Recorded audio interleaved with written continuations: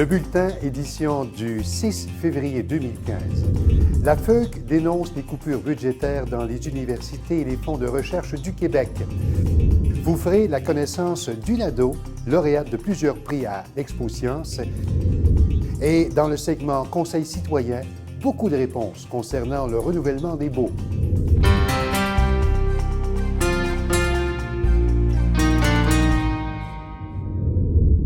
Bienvenue à cette édition du Bulletin, mesdames et messieurs. Vous savez, il y a des activités de mobilisation qui sont au programme au cours des prochaines semaines afin de dénoncer des coupures dans les universités, également dans les fonds de recherche du Québec. Et ce sont des fonds qui sont source de financement très important de bourses et de stages également de recherche. Et on en parle avec le président de la Fédération étudiante universitaire du Québec, M. Jonathan Bouchard. Bonjour, M. Bouchard. Bonsoir.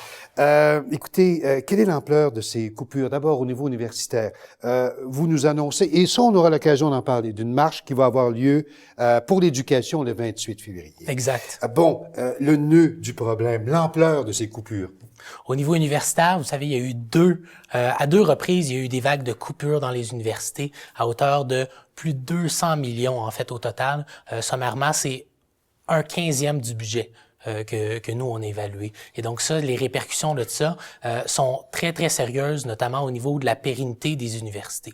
Savoir, est-ce qu'ils vont être capables de continuer à donner leurs cours? Est-ce qu'ils vont être capables de continuer à livrer leur mission fondamentale? Et de plus en plus, depuis le début janvier, ce que les universités annoncent, les unes après les autres, c'est des diminutions de services aux étudiants, c'est des diminutions de cours, élimination de programmes. Je donne l'exemple de l'Université Sherbrooke, qui ont fermé une faculté complète, faculté de théologie, dont l'ensemble des programmes de premier cycle, et donc qui mènent à un bac, ont été supprimés, et l'ensemble des autres cours, deuxième et troisième cycle, ont été dispersés dans plusieurs facultés.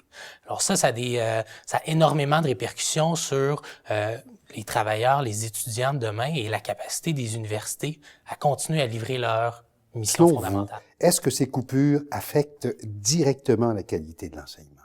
Absolument. En fait, qu'est-ce qu'on voit dans l'immédiat? Il y a énormément de répercussions dans les universités qui sont étudiées.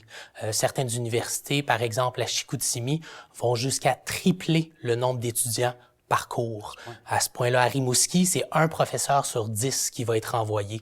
À l'Université Laval, il y a des programmes au grand complet qui sont abandonnés. Et à l'Université Sherbrooke, par exemple, c'est des facultés qui sont démantelées au grand complet. Et donc, dans l'immédiat, c'est l'offre de cours qui est affectée, c'est la qualité de l'enseignement interpersonnel qui est affectée. Et sur le long terme, c'est la capacité des universités à être capables de livrer des cours. Vous parlez de millions de dollars, mais est-ce qu'on peut chiffrer d'ores et déjà ou si vous présumez qu'il y aura tant de coupures?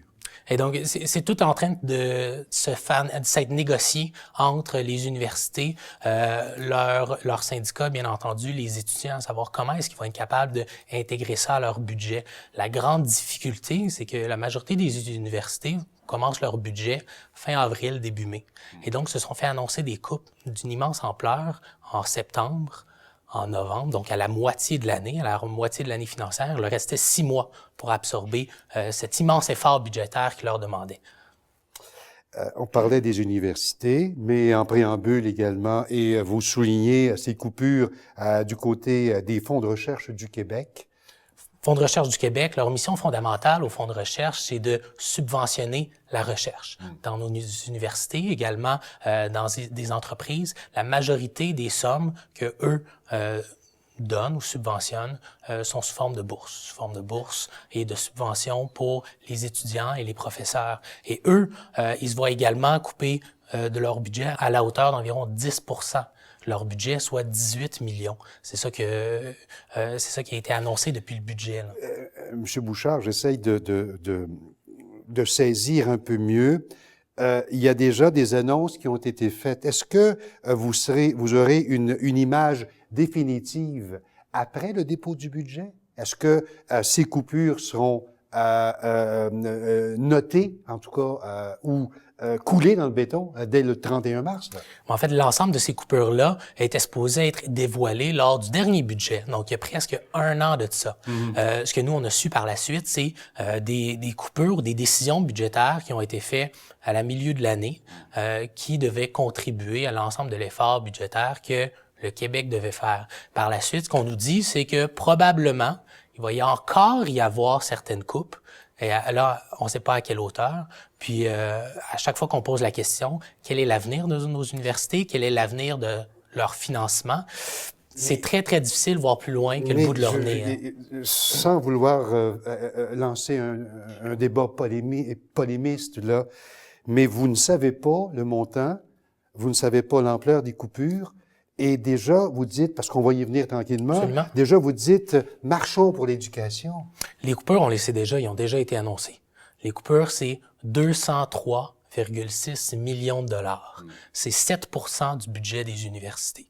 Au niveau des cégeps également, il y a eu des coupes. Au niveau des primaires, secondaires, ce qu'on demande, c'est une augmentation du nombre d'élèves par classe. Et donc, sur l'ensemble du réseau de l'éducation, il y a des coupes, des efforts qui vont avoir des impacts sérieux sur la formation, l'éducation de l'ensemble de la population québécoise. Donc, on a les chiffres, on commence à voir les répercussions qui sont très sérieuses, et c'est ça que nous, on dénonce.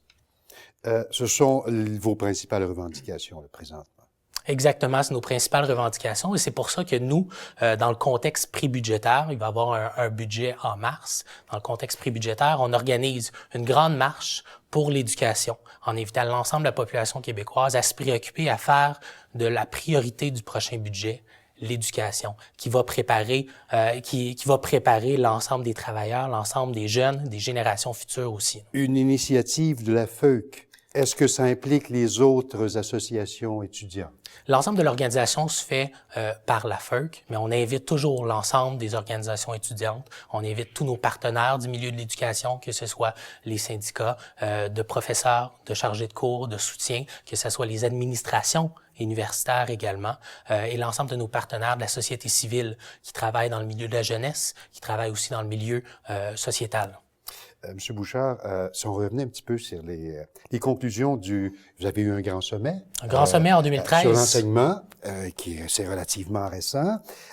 Et il y a plusieurs consensus qui se sont dégagés de ce sommet, entre autres sur la gouvernance des universités et leur financement. Est-ce que vous craignez que le gouvernement actuel abandonne ce consensus qui est déjà acquis? Bien, fort malheureusement, ce qu'on a vu au dernier budget, il y a 1 an, c'est une mise sur glace de l'ensemble des travaux et des annonces qui ont été faits lors du sommet sur l'enseignement supérieur. C'est-à-dire un réinvestissement dans les universités qui avait été promis. On parle de la création d'une réelle vision, d'une politique de financement qui mettrait à contribution le réseau universitaire pour l'ensemble de la société québécoise. Savoir quel est le rôle, il faut se poser ces questions-là aussi. Quel est le rôle de nos universités, le rôle de notre système d'éducation pour le Québec, sa vision d'avenir. Et tout ça, ça a été mis sur la glace, ça a été mis de côté lors des élections du gouvernement libéral. Craignez-vous que l'actuel gouvernement là, annonce à nouveau une augmentation importante des frais de scolarité? Bien, ce qu'on voit, c'est un peu ironique parce que la dernière hausse des frais de scolarité, le prétexte que le gouvernement donnait, c'était un manque de financement dans le réseau universitaire. Et là, ce qu'il fait, c'est une diminution importante de son financement. Il y a plusieurs administrations qui, depuis longtemps, ils demandaient d'avoir plus de latitude sur leur capacité à aller chercher des revenus. Ça, ce que ça veut dire, c'est avoir plus de pouvoir pour charger individuellement les étudiants. En sous-question, parce que le temps avance vite, je pense que vous devez la sentir, la question que je vais vous poser. Je vous écoute. Est-ce qu'on doit craindre un retour aux manifestations de masse qu'on a connues au printemps d'il y a 2 ans? Ben, vous savez, il y a beaucoup d'organisations qui se fait au niveau de la mobilisation et cette fois-ci, ça part pas de la mobilisation étudiante, ça part de la mobilisation qui est sociétale, qui est l'austérité générale. L'austérité générale, des coupes qui viennent toucher tout le monde dans leur milieu de travail, dans leur salon, puis dans le milieu de l'éducation également. Donc, ce que nous, on voit, c'est vraiment ça qui s'organise et pour le long terme. Jonathan Bouchard, en fin de mandat? En fin de mandat jusqu'au 1er mai.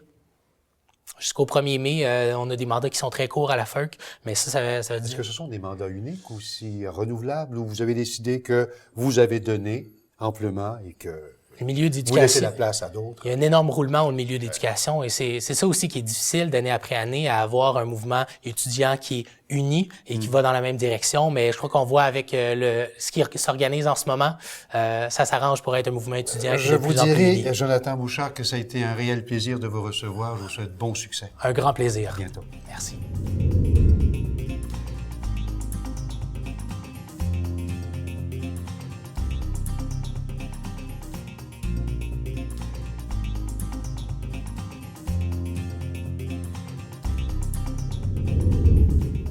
Et voici maintenant la revue de presse de nos hebdos de quartier. Dans le guide de Montréal-Nord, alors que le regroupement des propriétaires de taxis de Montréal demande au gouvernement de sévir contre le transport illégal, plusieurs chauffeurs rencontrés à Montréal-Nord dénoncent plutôt les frais d'exploitation qu'ils jugent exagérés. C'est sous la plume de Simon Bousquet-Richard. Dans l'avenir Pointe-aux-Trembles Montréal-Est, on titre « La quiétude du fleuve perturbée ». Pêche illégale, chasseurs négligents et courses de motoneige. Des amateurs de chasse et de pêche qui font fi de la réglementation et qui perturberaient régulièrement la quiétude du bord du fleuve, selon des riverains. Un article de Samantha Balandia. À la une du journal de Saint-Michel, on peut lire « Monseigneur Lépine inaugure Saint-Barthélemy ». Plusieurs fidèles de tous âges et de toute origine de la paroisse Saint-Barthélemy ont eu le privilège de voir leur messe dominicale officiée par l'archevêque du diocèse de Montréal, Monseigneur Christian Lépine, en personne. Bien qu'originaire de Villeray, il est en premier lieu venu pour inaugurer le nouveau lieu de culte de Saint-Barthélemy, à papier de Jean-François Lacerte. Dans Nouvelle Hochelaga Maisonneuve, Audrey Gauthier nous apprend que les ateliers Bon Débarras renaissent de leurs cendres. Après une année 2014 marquée par des problèmes financiers et des rumeurs de fermeture, les ateliers Bon Débarras font peau neuve et révisent leur programme de A à Z. N'étant plus régi par les conditions d'emploi Québec, ancien subventionneur des ateliers, le projet a pu mettre l'accent sur la formation de bons citoyens au lieu de simples travailleurs. Dans le Messager Verdun, pas facile de se promener l'hiver lorsque l'on est confiné en fauteuil roulant, mais grâce à l'ingéniosité et à la générosité d'un entrepreneur de Verdun, David, 8 ans, atteint de paralysie cérébrale, peut désormais profiter des joies de l'hiver avec un fauteuil roulant monté sur des skis. Depuis, sa qualité de vie s'est grandement améliorée et sa mère en parle comme un cadeau. L'article est de Stéphanie Alcaraz-Robinson. Dans le journal Le Plateau, Catherine Bouchard apporte que les propriétaires du Plateau Mont-Royal devront y penser à 2 fois avant de faire des rénovations ou modifications à leur propriété. De nombreuses nouvelles normes seront en vigueur dès le mois de mars pour diminuer les îlots de chaleur et encourager le verdissement. L'utilisation de revêtements de toit plus pâles sera obligatoire. Il en va de même pour les stationnements. D'ailleurs, l'asphalte est maintenant complètement prohibé comme matériel pour une entrée de cour. Du 2 au 6 mars prochain, c'est la semaine de relâche scolaire et il y a le Zoo Écomuséum qui propose une sortie 100% animaux aux familles du Grand Montréal. Et pour nous présenter cet écomuséum, on a avec nous l'animalière Annick Pantier-Leboeuf. Bonjour, Madame Pantier-Leboeuf. Vous avez amené un ami, présentez-le-nous. Exactement. Donc ici, j'ai mon ami Novio, qui est un effraie des clochers. Donc c'est une espèce de chouette, et plus spécifiquement, c'est l'effraie des clochers. Donc c'est un oiseau qu'on a ici au Québec. Donc, je vais vous en parler un peu plus en détail. On a l'occasion de parler d'un peu plus, parce que zoo. j'aimerais d'abord, Madame Pantier-Leboeuf, que vous nous présentiez ce que je qualifierais d'unique zoo extérieur dans l'île de Montréal. Exactement. Donc, on est situé dans l'ouest de l'île, à Sainte-Anne-de-Bellevue. Puis, exactement comme vous venez de le dire, c'est le seul zoo extérieur sur l'île de Montréal. Puis, on est un zoo, dans le fond, qui accueille les espèces du Québec. Donc, il ne faut pas s'attendre à avoir des girafes et des éléphants. C'est tous des animaux qu'on pourrait voir dans nos forêts, dans nos campagnes, dans nos lacs, ici au Québec. Donc, il y a plusieurs animaux qu'on connaît, comme par exemple l'ours noir, le lynx du Canada. On sait à quoi ça ressemble, mais il faut être très chanceux pour en voir en nature. Donc, au zoo, on a la possibilité de les voir de près. Puis, il y a d'autres espèces qu'on a ici au Québec, mais que beaucoup de gens vont connaître un peu moins, comme par exemple le pécan ou la martre d'Amérique, qui sont des espèces bien de chez nous du Québec, mais qui sont pas très connus, autant par exemple que l'éléphant qui vient pourtant de l'autre bout du monde. C'est un peu votre mission aussi de présenter ces animaux un peu méconnus, trop méconnus. Exactement. Mais qui nous côtoient à tous les jours, pratiquement. Là. Ouais. Hormis les animaux que vous venez de nous énumérer, qu'est-ce qu'on risque de retrouver chez vous? À l'îloutre, on a notre ami. Oui, on a notre ami Novio, donc on a plusieurs oiseaux de proie, mais aussi des oiseaux diurnes comme les aigles ou les buses. On a des porcs-épics, des ratons laveurs. Donc, c'est sûr qu'en ce moment, donc si on vient pendant la semaine de relâche, les ours et les ratons laveurs sont en train d'hiverner pour l'hiver. Donc, ils vont dormir tout l'hiver, donc on peut pas les voir en ce moment.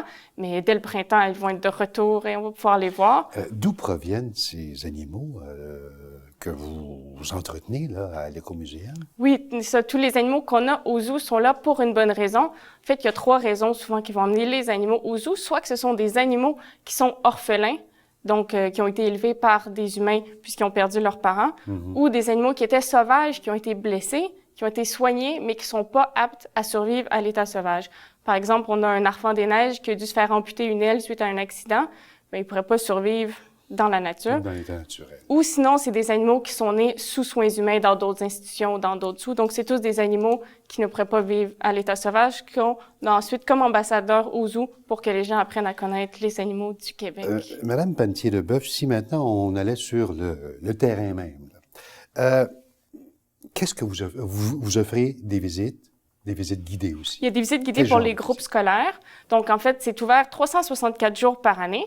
Donc, n'importe quand, les gens peuvent venir visiter. C'est ouvert de 9h à 17h tous les jours, sauf le 25 décembre, puisque nos caribous sont partis avec le Père Noël, pas le choix. Mais tous les autres jours de l'année, c'est ouvert. Puis, c'est ça, des visites guidées, c'est pour les groupes scolaires. Puis, mais là, on a le spécial pour la semaine de relâche, comme vous avez dit, du 2 au 6 mars. Ça s'en vient vite, là. Oui, s'il y a des familles qui sont en congé, ils peuvent venir visiter le zoo. Et tous les jours, à 11h30 et à 13h30, il va y avoir des présentations spéciales où l'équipe des animalières va présenter un animal et va donner un enrichissement, une surprise à un animal différent à chaque jour. À 11h30, ça va être les reptiles, les amphibiens et les poissons qui vont être en vedette, tandis qu'à 13h30, ça va être un mammifère ou un oiseau. Comme ça se déroule, ce sont des ateliers, en fait. Si ce sont des enfants, vous leur apprenez ce qu'est l'animal, comment les approcher, comment les toucher.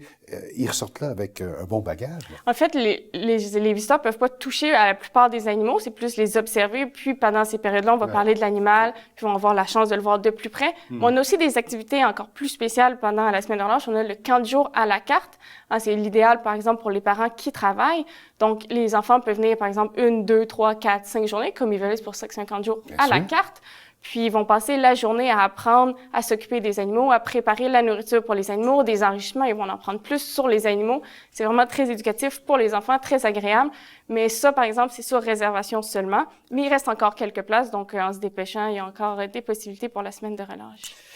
Alors, on est l'hiver. J'imagine qu'il y a des circuits extérieurs. La plupart est à l'extérieur, en effet. Est-ce que la visite, s'il y a de la neige, est-ce qu'on peut amener un traîneau? La question peut sembler un peu bizarre, là, mais il y a pour pas se de problème, déplacer. Oui.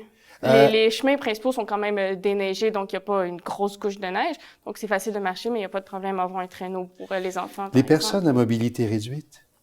En hiver, c'est sûr que c'est un petit peu difficile, mais difficile. la majorité du zoo est accessible pour les personnes à mobilité réduite. Parce que même si on est l'hiver, il y a des activités quand même à l'intérieur. Toute la partie extérieure est accessible pour les gens à mobilité réduite, autant en hiver qu'en été. Sur place, est-ce qu'on peut nourrir les animaux ou non? Non, malheureusement, c'est pas possible de les nourrir. Toute leur diète est contrôlée, donc c'est l'équipe des soins animaliers qui s'occupe de ça, mais on peut les voir de près. Puis, quand il y a des activités spéciales, comme pendant la semaine de relâche, on peut les voir, recevoir des enrichements, de la nourriture, des petites surprises.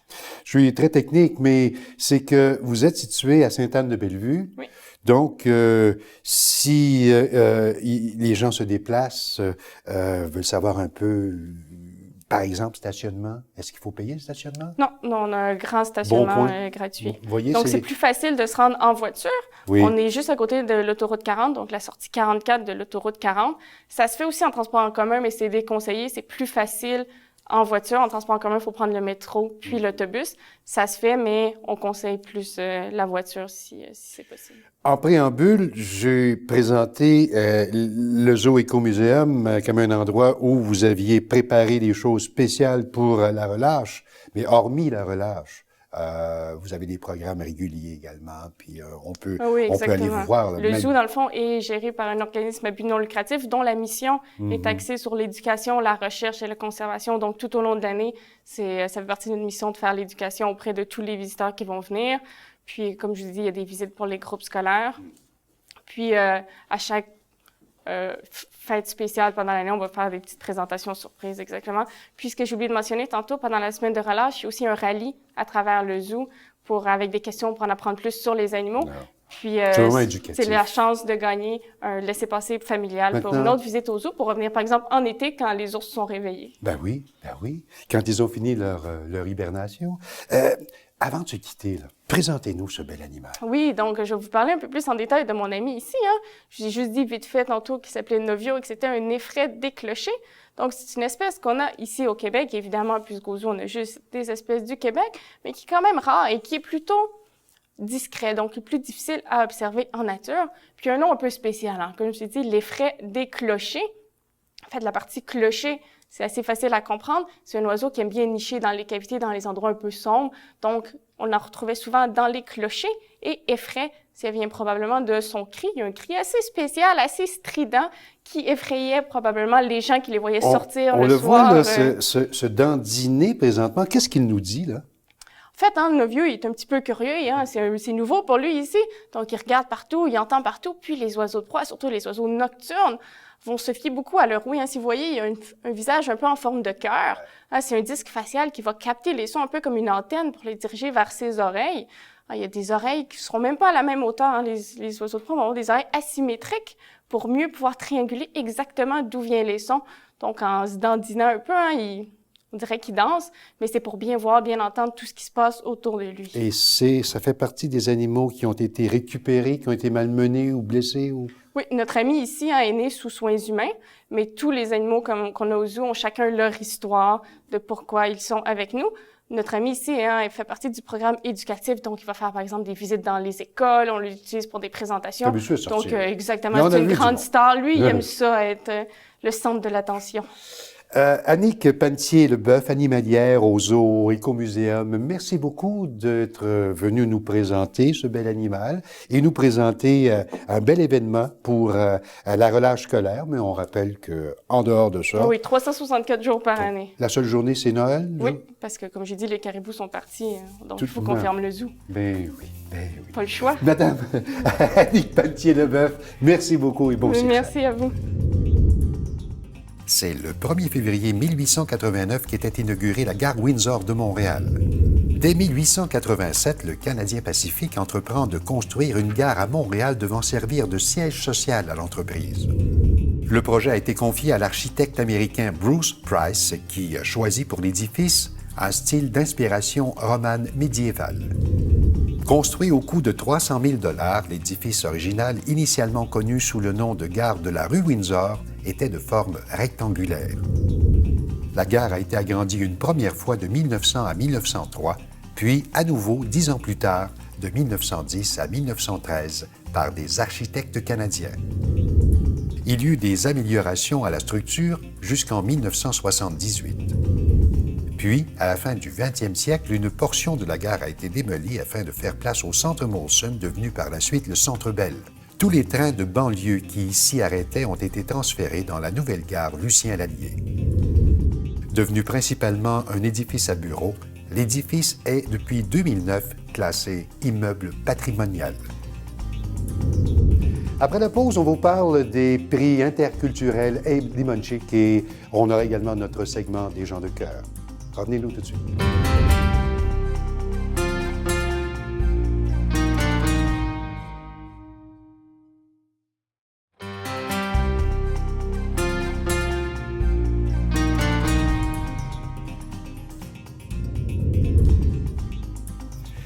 Il y a peu de temps, étaient dévoilés des lauréats du prix interculturel de Montréal Abbé Limonchick 2014. Et pour nous en parler, on a Claudie Monpoint, les conseillères en affaires interculturelles à la Ville de Montréal. Madame Monpoint, bienvenue. Bonjour. Madame Monpoint, d'abord, présentez-nous ce personnage qui était Abbé Limonchick. J'ai eu à coordonner le prix Abbé Limonchick cette année et ça m'a fait un grand honneur vraiment de découvrir cet homme-là. Il faut dire, dès que le prix a été mis en place en 2009, c'était en mémoire de Abbé Limonchick. C'est un grand homme modeste, mais très déterminé. C'était vraiment un grand rassembleur. D'ailleurs, on l'appelait Monsieur Démocratie. On a lu la même chose. Effectivement, ça m'a frappé. Il est décédé en 2002, En 2002, et justement, 7 ans après, la Ville a mis en place le prix. Ouais. Donc, et pour ceux qui l'ont connu, j'ai pas eu la chance de le connaître, malheureusement, c'était vraiment un grand rassembleur. C'est lui, il a été un des membres fondateurs de Rassemblement des citoyens et citoyennes de Montréal. Il a été le président pendant 5 ans. Et par la suite, il a été conseiller municipal dans le district de Côte-des-Neiges pendant une 15aine d'années. Et je pense que déterminé, même modeste, il a laissé sa trace au niveau politique, mais surtout au niveau de la participation citoyenne.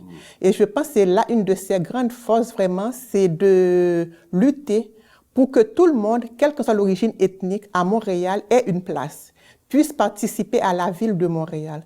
Et comme on dit si bien, c'est pour rendre honneur et à la mémoire de Abbé Limonchick que la Ville de Montréal a mis en place ce prix-là pour promouvoir la diversité de Montréal, mais surtout les relations interculturelles. Donc, dire vraiment que M. Limonchick était quand même un pionnier déjà au niveau des relations interculturelles à la Ville de Montréal.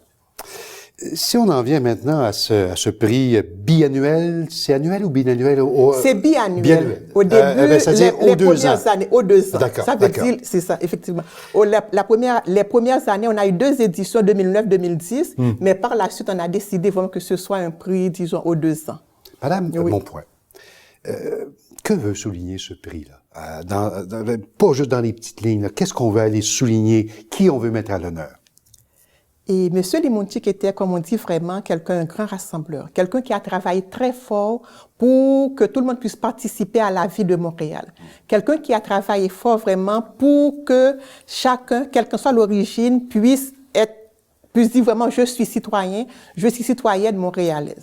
Et c'est des gens, vraiment, ce prix-là veut mettre en honneur des gens qui, dans leur quotidien, à travers leur profession, à travers leur action, et font des gestes pour promouvoir les relations interculturelles à la Ville de Montréal, sur le territoire montréalais.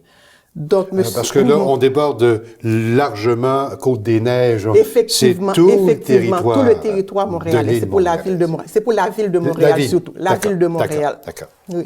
Donc, et ce qu'on peut voir vraiment depuis le début, on a eu vraiment, il faut dire aussi, il y a quand même des personnes qui travaillent beaucoup. Ça commence des fois dans leur milieu.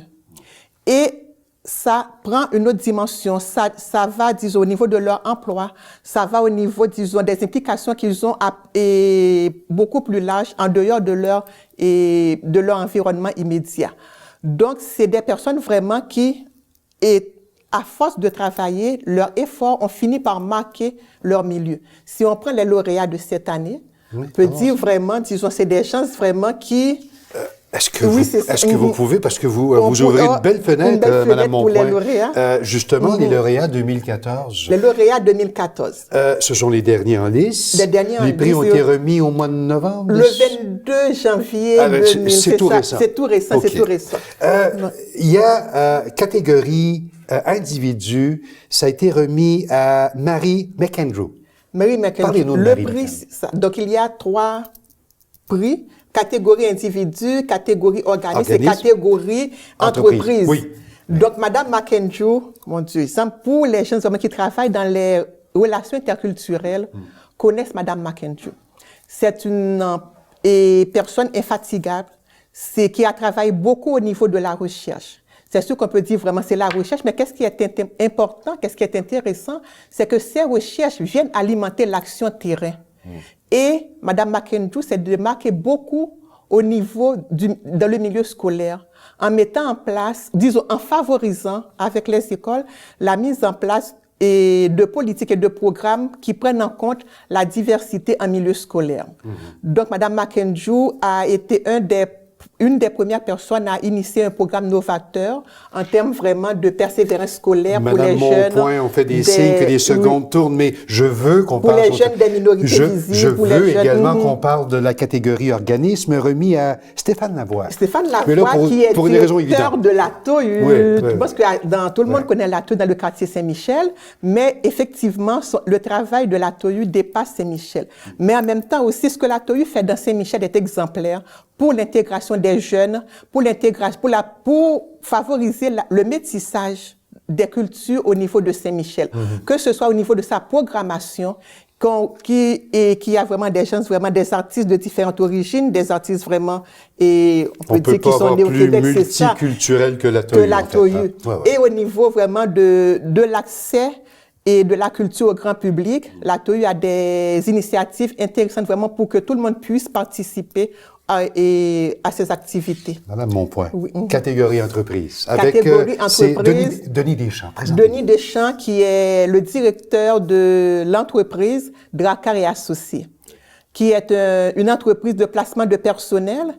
Et ce qui a retenu, disons, le jury, disons, au niveau de la présentation du dossier, c'était vraiment, on sentait qu'il y avait un désir de promouvoir le vivre ensemble au sein de l'entreprise. Et on sentait aussi un désir, à travers le placement de personnel, d'influencer et d'autres acteurs, d'autres entreprises au niveau de favoriser l'intégration économique des personnes immigrantes. Vous savez, quand on parle d'immigration, l'intégration économique vraiment est un grand enjeu. Donc, et je pense que par son travail, que ce soit à l'intérieur même de l'entreprise, où l'on retrouve une quinzaine de nationalités et des jeunes vraiment qui sont à des postes intéressants, et c'était quand même, disons, important de souligner le travail de cette entreprise-là au niveau des relations interculturelles. Madame Claudie Monpoint, merci beaucoup d'avoir accepté notre invitation. Merci beaucoup de nous avoir présenté Monsieur Limonchik également. Qui a été aussi conseiller municipal. Et je dois dire aussi que les prix qui sont remis aux organismes, c'est en collaboration avec l'organisme Diversité Artistique Montréal et le Service de la Culture de Montréal. Madame Monpoint, à bientôt. Merci, M. Petit.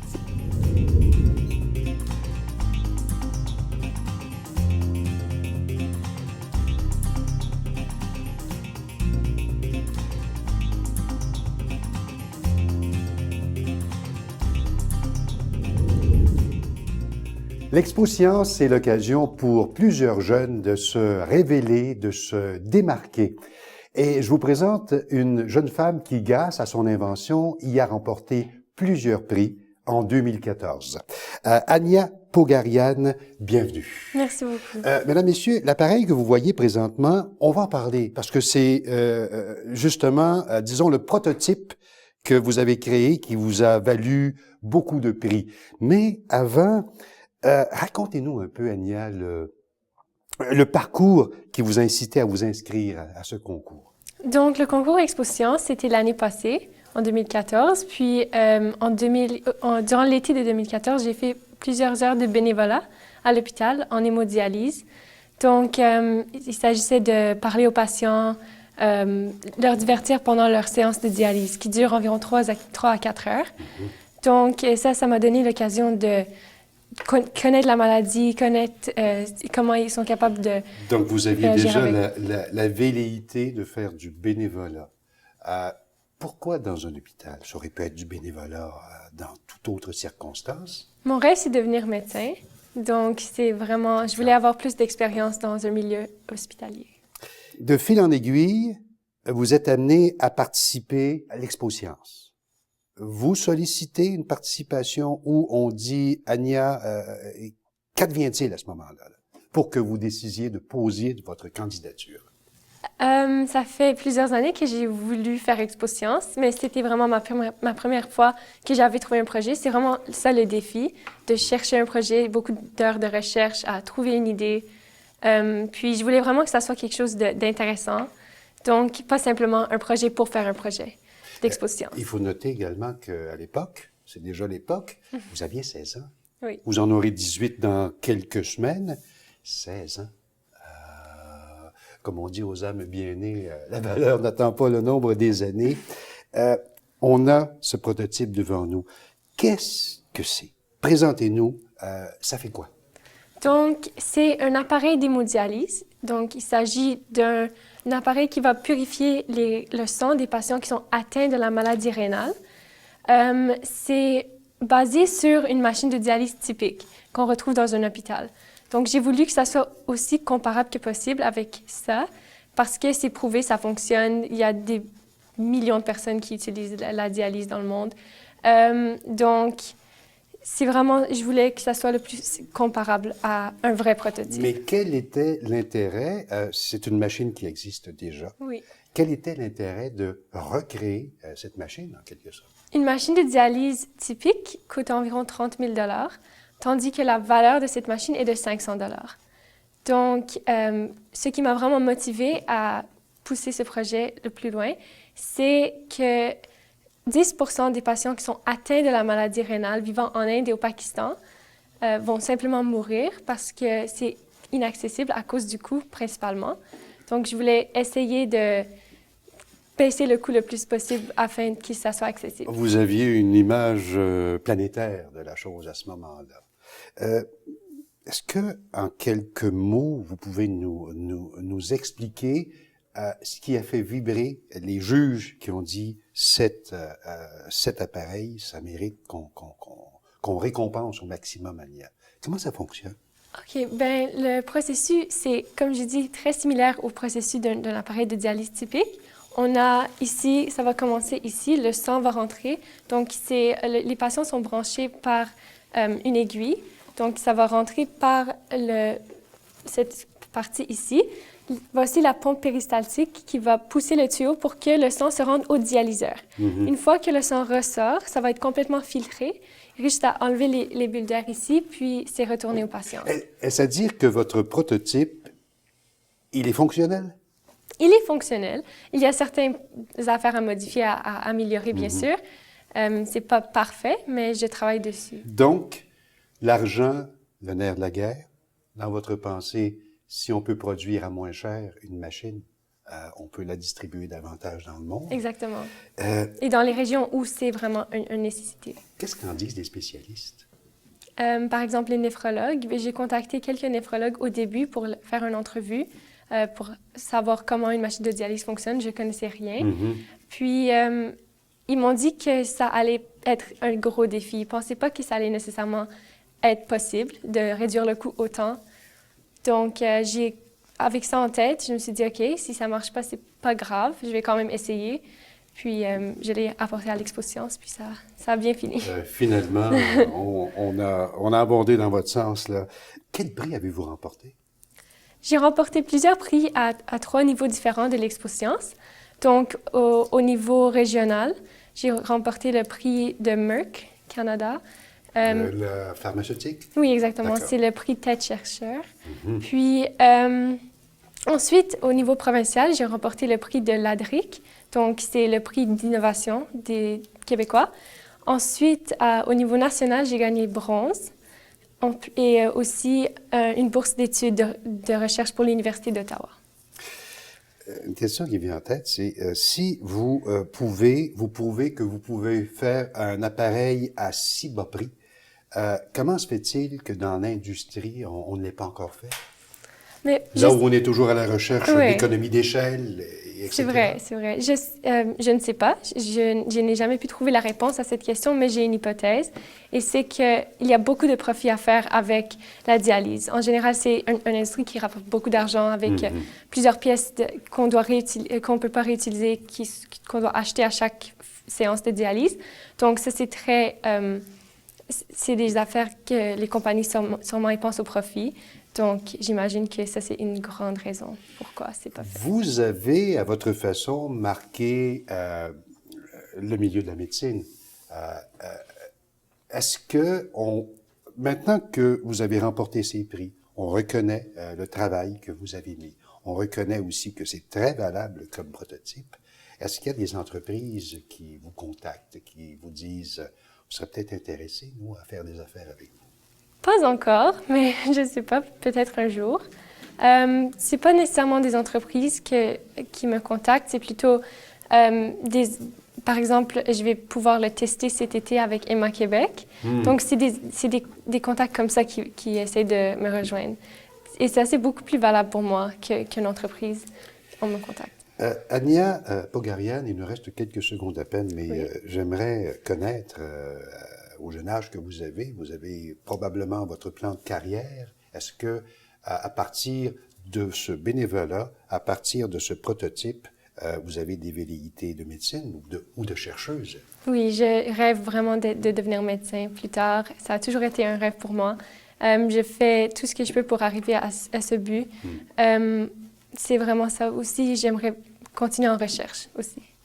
Et il y a des démarches en conséquence? Parce que parmi les prix, il y a une bourse que vous avez reçue, à moins que je me trompe, je ne veux pas trop m'avancer, de l'Université d'Ottawa, non? Ottawa, oui. Une bourse Bourse de d'études? recherche, oui. D'accord.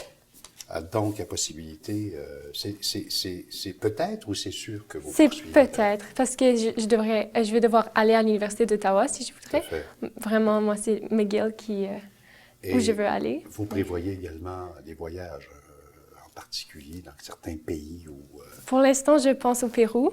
oui. Pour l'été prochain, c'est le voyage de plus près que je prévois, mais dans le futur, il y en a plusieurs autres. Anna Pogarian, merci beaucoup d'être Merci à venue vous. nous présenter votre prototype et je vous souhaite un grand succès. Merci Tout ça. beaucoup. S'il y a du changement, vous nous recontactez, qu'on puisse en reparler avec les spectateurs. Merci beaucoup. Merci beaucoup. Après la pause, on s'en va à nos conseils citoyens.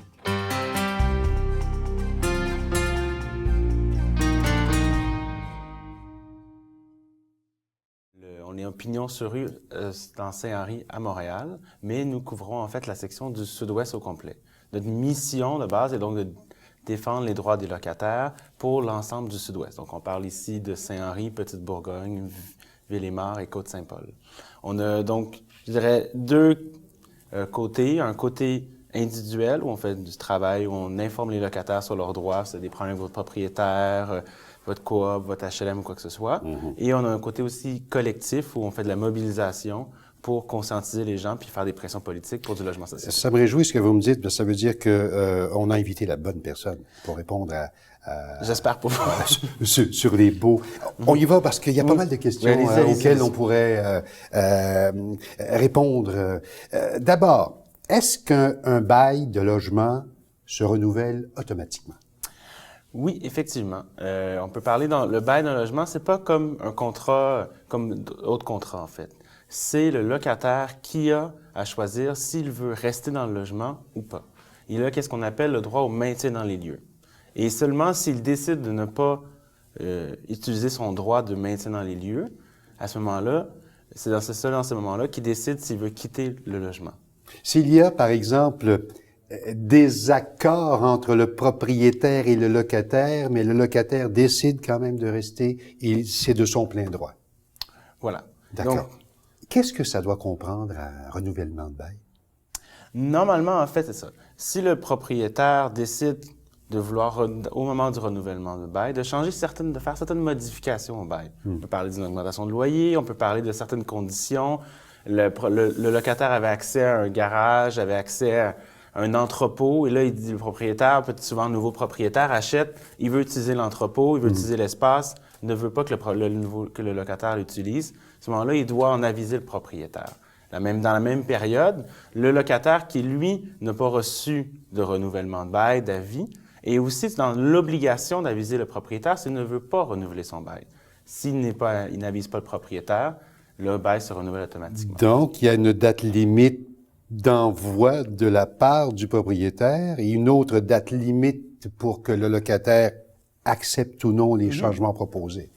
Si on prend, mettons, un scénario A, le scénario habituel, on peut dire de la fête nationale du déménagement à Montréal du 1er juillet, à partir de ce moment-là, le propriétaire a entre 6 et 3 mois pour envoyer l'avis de renouvellement, d'augmentation de loyer. Dans ce cas-ci, ça se renouvelle au 1er juillet pour 12 mois, l'habituel.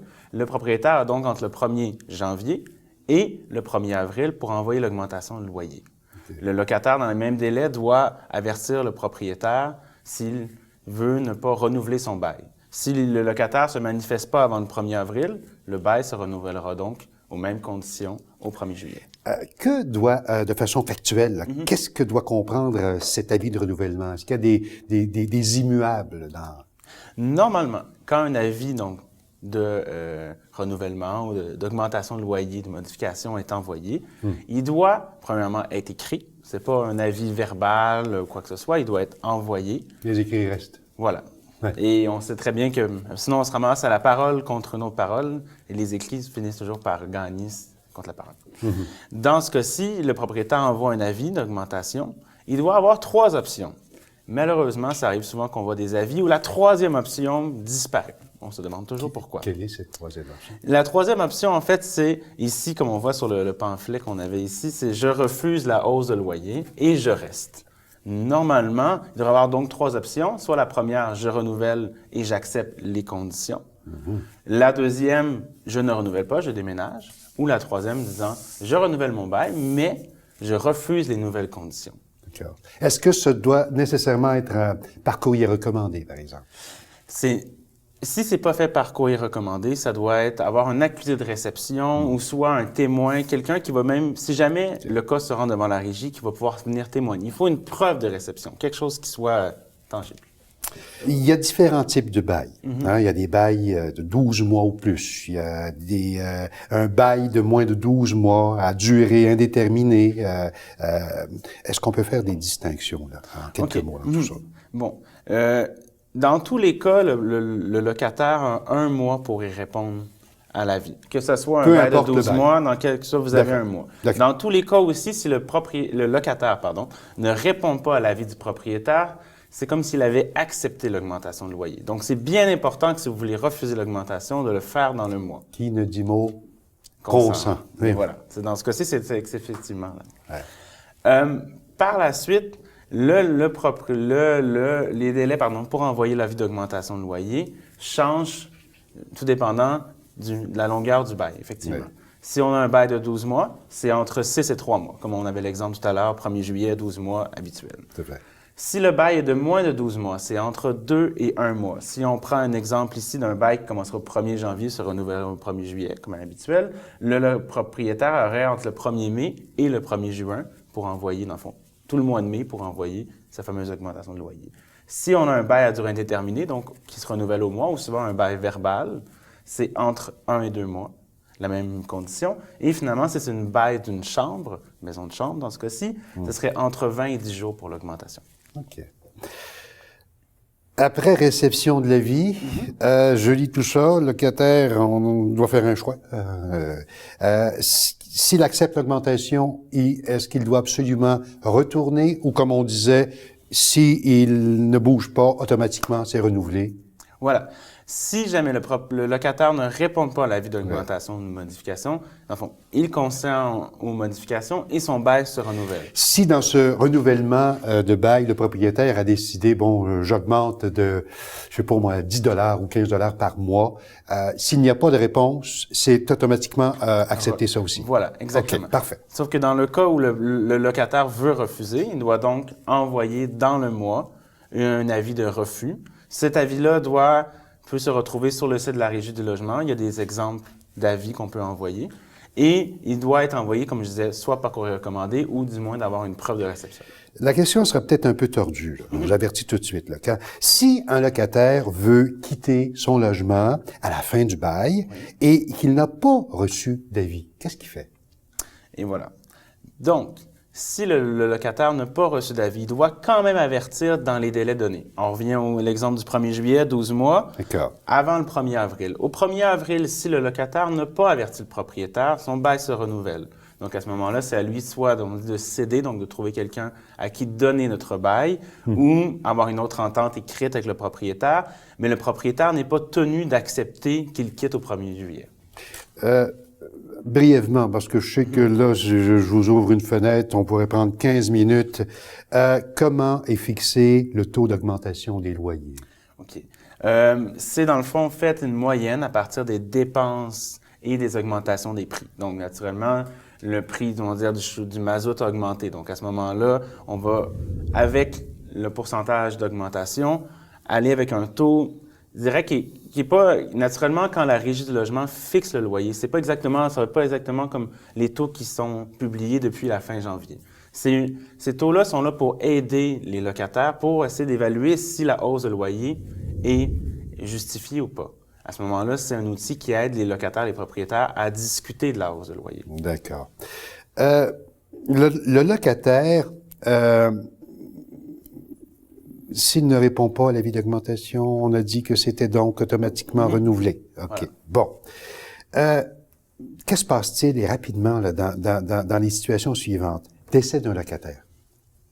Si le locataire décède, il y a différents cas. Dans le cas où une personne vit avec le locataire qui vient de décéder, donc un colocataire, celui-ci, s'il veut rester dans le logement, doit, dans les 2 mois suivants le décès de la personne, en aviser le propriétaire. S'il n'en avise pas le propriétaire, à ce moment-là, il ne peut pas avoir accès au logement et c'est la personne, dans le fond, qui est l'héritière de la personne qui est décédée, qui va pouvoir en décider après. Donc, on avait presque un 10 minutes à notre disposition et le temps est pratiquement déjà écoulé.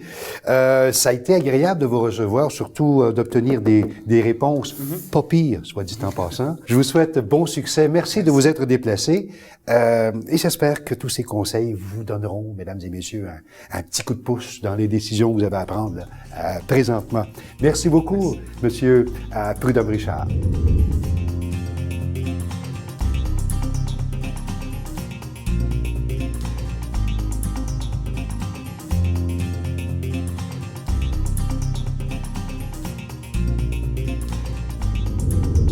Le Centre des femmes de Verdun offre une série de 12 ateliers destinés aux femmes ayant vécu de la violence conjugale. Les ateliers se donneront tous les mardis de 13h à 16h et débuteront le 10 février 2015. Pour y participer, vous devez appeler au Centre des femmes de Verdun en composant le 514-767-0384. Si vous travaillez avec des bénévoles, le Centre d'action bénévole de Montréal vous offre des formations sur mesure dans votre organisme en fonction de vos besoins. En particulier, 5 formations essentielles qui vous permettront de recevoir une attestation en gestion des ressources bénévoles. Pour plus de détails, contactez le Centre au 514-842-3351. Vous êtes une femme chef de famille monoparentale et vous voulez faire un retour aux études ou réintégrer le marché du travail? Le SORIF, le Service d'orientation et de recherche d'emploi pour l'intégration des femmes au travail, est en période d'inscription pour la session d'atelier qui débutera le 16 mars 2015. Le nombre de places est limité pour ce programme intensif de 15 semaines à temps plein. Vous devez être mère monoparentale, habiter l'île de Montréal, écrire et parler le français. Il y a possibilité d'allocation d'aide à l'emploi, de frais de garde et de transport octroyés par Emploi Québec. Informations et inscriptions 514-271-3866. La Maison de la culture Rosemont La Petite Patrie propose Les athlètes de la flûte à bec, une production des Jeunesses musicales du Canada. Ce spectacle des musiciens du quatuor Flûte à l'or nous transporte du baroque au moderne en passant par les musiques du monde et populaires. C'est le samedi 7 mars dès 14h. Les laissez-passer seront disponibles gratuitement dès le samedi 21 février à la Maison de la culture Rosemont La Petite Patrie, 6707 de Lorimier. Pour plus de détails, 514-872-1730. La Maison de la culture Frontenac présente un concert explorant notre patrimoine. Un spectacle musical en hommage à Ozias Leduc, Paul-Émile Bordua et Jean-Paul Riopel. L'œuvre picturale de ces 3 grands peintres québécois est dans la mire du compositeur Simon Martin. 3 ensembles musicaux s'y produiront le mardi 10 février dès 20h. Des laissez-passer gratuits sont disponibles dès maintenant sur place. Pour plus d'informations, 514-872-7882. Jusqu'au 31 mars, le village de Pêche Blanche vous attend dans le Vieux-Port de Montréal. Les pêcheurs urbains peuvent ramener leurs prises. 30 abris chauffés peuvent accueillir de 8 à 12 personnes et tout le matériel nécessaire. Cette activité est payante et pour toute la famille. Le site est également accessible pour les personnes à mobilité réduite. C'est à la marina du Yacht Club de Montréal, quai de l'Horloge. Pour plus d'informations, 284-3456. Ben voilà qui complète cette édition du Bulletin. Mesdames et messieurs, vous pouvez revoir l'émission sur notre site tcftv.ca et vous pouvez également nous visiter sur notre page Facebook. À la semaine prochaine.